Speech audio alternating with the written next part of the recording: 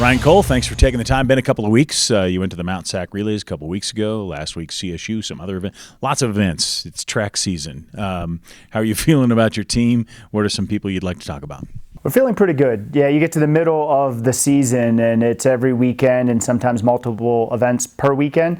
So the trip to LA went really well. We had 3 events there with the Mount Sac Relays, the Azusa Pacific Brian Clay invite, and then the beach invite at Long Beach State.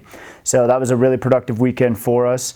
And then we came back home, stayed in state, took a bus trip up to Fort Collins in Colorado State on a windy Saturday afternoon.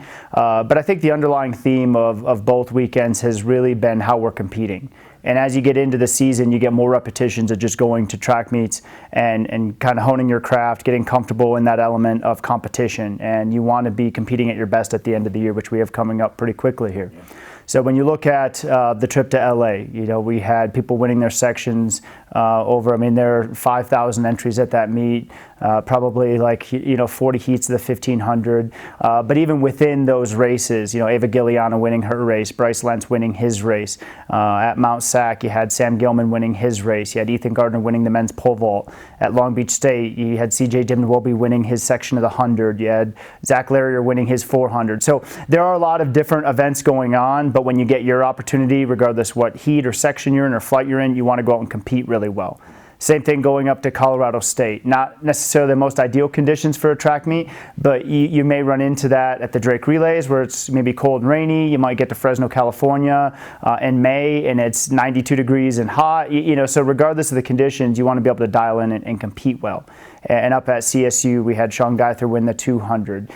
You had people just out there, in the javelin. The javelin would go and then kind of curve, and Keith Oswald still won. And so it's just, again, getting in those competitive environments and having, people compete well. And when you get to the championship events, you're not going to get an extra attempt or an extra throw or a head start in any race because of what your PR was during the season. You're going to line up, get in a runway, step into a ring, and you're going to have to compete.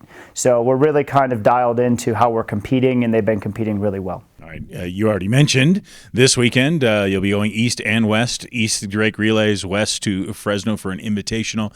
How important is it really to get your athletes into the proper competitive environment for them to excel and get better as we head towards the Mountain West? Well, it's always important when you look for the best opportunities, but also the athletes have a lot of ownership in that. If you want to move up a heat or you want to get into a certain event, you need to perform better. And so really your resume is what's helping you get into those events, and then you want to take advantage of those opportunities when you earn them. So the Drake Relays is always a big event for us because while there are some open events or individual events and then some traditional relays, you also have some relays that aren't contested at a conference championship or an NCAA championship, like a shuttle hurdle relay or a sprint medley relay or a distance medley relay. And so you take advantage of those, again, those opportunities where your outcome is dependent on your teammates doing their job too. And so I really like the concept that the Drake Relays brings to the table where it forces you, very similar to when we went to Arizona a couple weeks ago, where it forces you to be dialed into your event, but also understanding that your success isn't just going to be dictated by that event. So the Drake Relays always serve that purpose for us as we move into our championship season.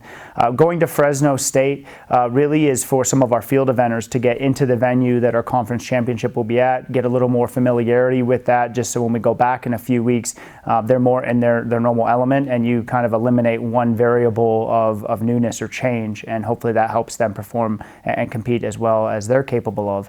But we are on the road a lot this time of year. It makes it exciting, but also it really sharpens you for the end of the season when you're in your championship events. Yeah, makes sense. Final question for you.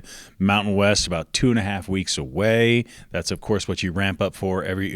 How do you feel about your team's progress, both the men and the women, as we head towards that point? Well, if you're competing well in the regular season, everything you do, you want to be using as preparation for your end of the year events. And so I told the team yesterday that if you're trying to change something up the week of a championship event, you haven't prepared well throughout the season. And I feel like our season has gone well in terms of our preparation. And if you can say that, I think you're lined up pretty well going into your championship event. So we're excited for it. Perfect. Ryan Cole, thanks for the time. Good luck in both places this weekend. Thank you, Brian.